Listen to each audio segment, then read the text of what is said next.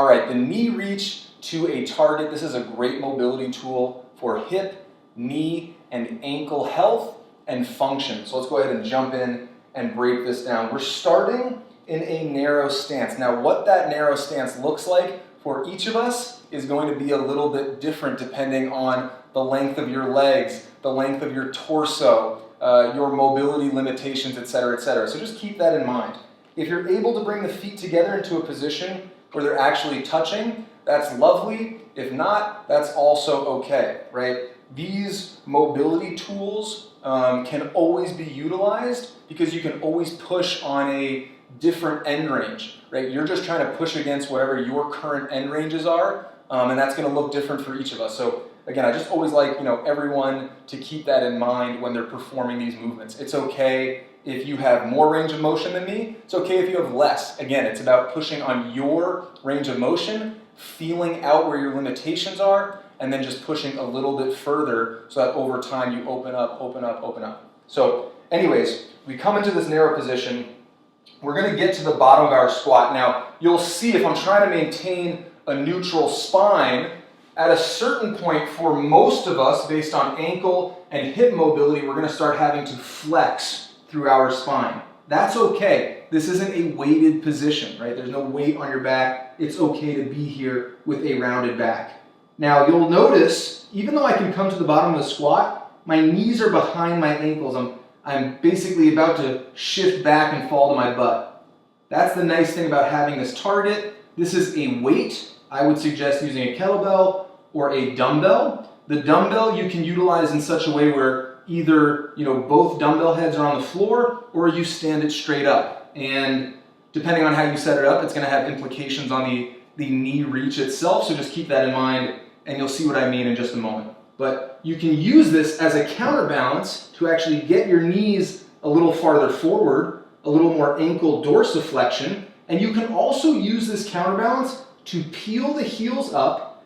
And now you're in this position where you're able to reach the knees to the target, right? The actual name of the movement.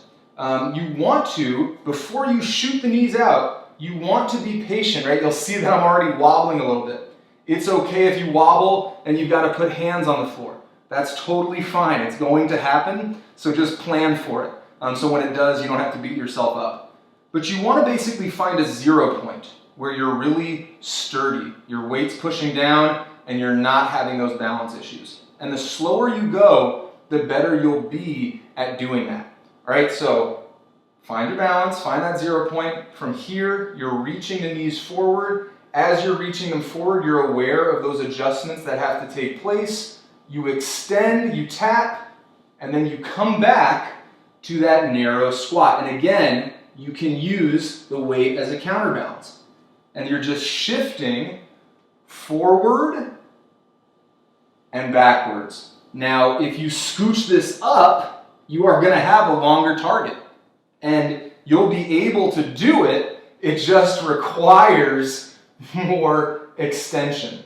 All right, so this is a little too far for me, but if you're getting there, freaking go for it. Again, this is all about pushing on our own individual end ranges, so it's going to look different for each of us. All you're trying to do is push your heels into the floor as you're coming back to the narrow squat, getting some ankle dorsiflexion, and then looking to push your knees out to the kettlebell or the dumbbell or whatever your target is. Recognize, as I said earlier, if you have a dumbbell where both heads are on the floor, you're going to have to reach farther down. So it's going to be a tougher reach as opposed to if the dumbbell's standing straight up, it's going to be a little bit of an easier reach. So just keep that in mind. But again, coming back, reaching the knees out. Narrow squat, reaching the knees out. And whatever your end ranges are will dictate what you can do in this movement. So don't feel like you have to touch the target if you can't do that, right? If you just need to come to the narrow squat and then peel here, that's totally fine, right? This can look a lot of different ways. So I'll stop hammering that, enjoy this movement, and enjoy implementing it into your fitness practice.